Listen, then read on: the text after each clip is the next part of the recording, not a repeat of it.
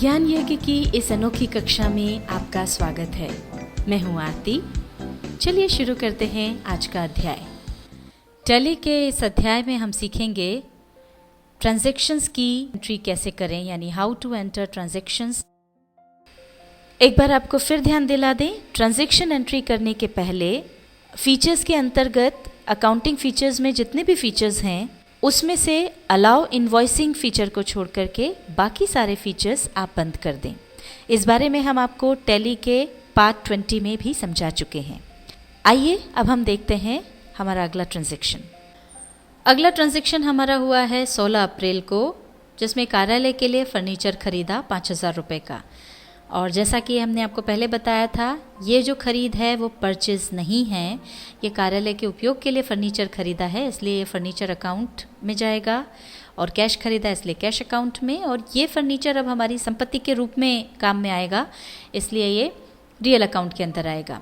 प्रभावित होने वाले खातों के नियमानुसार फर्नीचर अकाउंट होगा डेबिट और कैश अकाउंट होगा क्रेडिट। अब हम टैली में इसकी एंट्री करेंगे।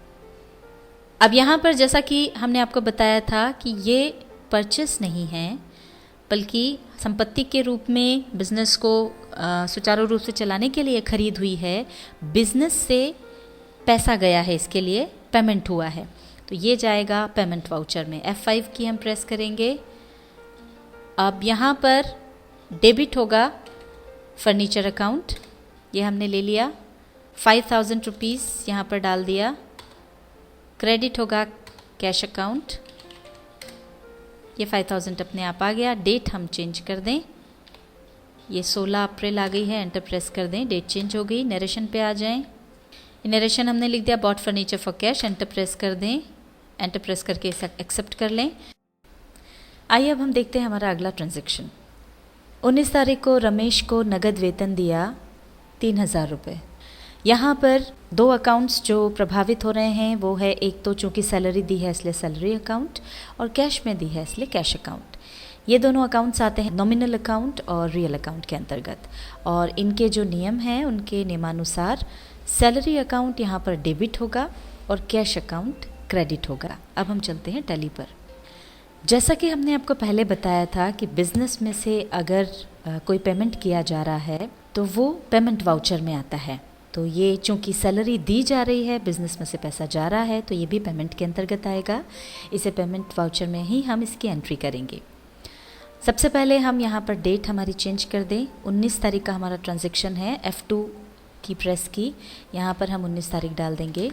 डेबिट हमको करना है सैलरी अकाउंट, तो ये सैलरी अकाउंट हमने डेबिट किया, एंटर प्रेस करा। यहाँ पर 3,000 रुपीज़ हमने डाल दिया, फिर एंटर प्रेस किया। अब क्रेडिट में आ जाएगा कैश अकाउंट। नरेशन हम यहाँ पर लिख देंगे, एंटर प्रेस किया, एंटर वापस प्रेस करें एक्सेप्ट करने के लिए। अब हम बढ़ते हैं हमारे अगले ट्रांजैक्शन की ओर। यह हमारा अगला ट्रांजैक्शन जो हुआ है 20 अप्रैल को। अशोक एंड सन से उधार लिए 5,000 रुपये। अब यहाँ जो दो खाते प्रभावित हो रहे हैं वो हैं, एक तो कैश अकाउंट क्योंकि कैश में पैसा आया है, दूसरा है अशोक एंड सन्स का अकाउंट। ये आते हैं रियल अकाउंट और पर्सनल अकाउंट के अंतर्गत। और इनके नियमानुसार यहाँ पर कैश अकाउंट डेबिट होगा और अशोक एंड सन्स का अकाउंट क्रेडिट होगा। अब इसकी एंट्री हम करते हैं टैली में। अब चूंकि इस ट्रांजैक्शन में पैसा उधार लिया है यानी कैश आया है, इसलिए इसकी एंट्री होगी रिसीट वाउचर में, जिसके लिए हम प्रेस करेंगे F6 की। देखिए रिसीट वाउचर खुल गया है। अब यहाँ पर सबसे पहले हम चेंज करेंगे डेट। F2 की प्रेस करेंगे, 20 तारीख यहाँ पर आ गई। इसको एक्सेप्ट करने के लिए एंटर प्रेस कर देंगे। अब देखिए सबसे पहले हमको करना है क्रेडिट, तो क्रेडिट होगा अशोक एंड सन्स का अकाउंट। अशोक एंड सन्स हम ले लेंगे, एंटर प्रेस करके यहाँ पर हम डाल देंगे अमाउंट 5,000 रुपीज़, एंटर प्रेस करेंगे। तो देखिए ये जो है कैश यहाँ पर आ गया है, और चूँकि हमको कैश अकाउंट ही लेना है इसलिए हम एंटर प्रेस करके कैश चुन लेंगे। ये यहाँ पर 5,000 रुपीज़ डेबिट हो गए। नरेशन लिखेंगे, receive loan from Ashok and sons, enter press करेंगे, एक्सेप्ट कर लेंगे। ये एंट्री हो गई। आइए अब हम देखते हैं हमारा अगला ट्रांजैक्शन। हमारा अगला ट्रांजैक्शन हुआ 21 अप्रैल को। अशोक एंड सन्स को भुगतान किया 5,000 रुपये का। अब यहाँ पर एक तो कैश में भुगतान किया है इसलिए कैश अकाउंट हमारा प्रभावित हो रहा है, दूसरा है अशोक एंड सन्स को किया है इसलिए अशोक एंड सन्स का अकाउंट। ये दोनों आते हैं पर्सनल अकाउंट और रियल अकाउंट के अंतर्गत, और खातों को लिखने का जो नियम है उसके अनुसार अशोक एंड सन्स का अकाउंट डेबिट होगा और कैश अकाउंट क्रेडिट होगा। टैली में अब हम इसकी एंट्री देखते हैं। यहाँ पर जो है वो पैसा रिसीव नहीं हो रहा है बल्कि पे किया जा रहा है, इसलिए हमको यहाँ चुनना होगा पेमेंट वाउचर। F5 की प्रेस करेंगे और सबसे पहले हम बदल देते हैं डेट।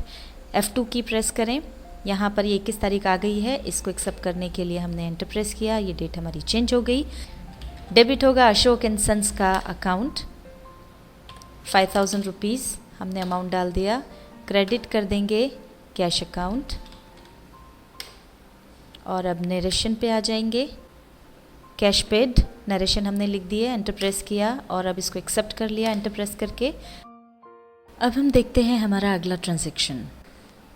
अगला ट्रांजैक्शन हुआ है 22 तारीख को। 1,000 रुपये दुकान का किराया दिया। अब यहाँ पर रेंट दिया है इसलिए एक तो रेंट अकाउंट है जो प्रभावित हो रहा है और कैश दिया है इसलिए कैश अकाउंट।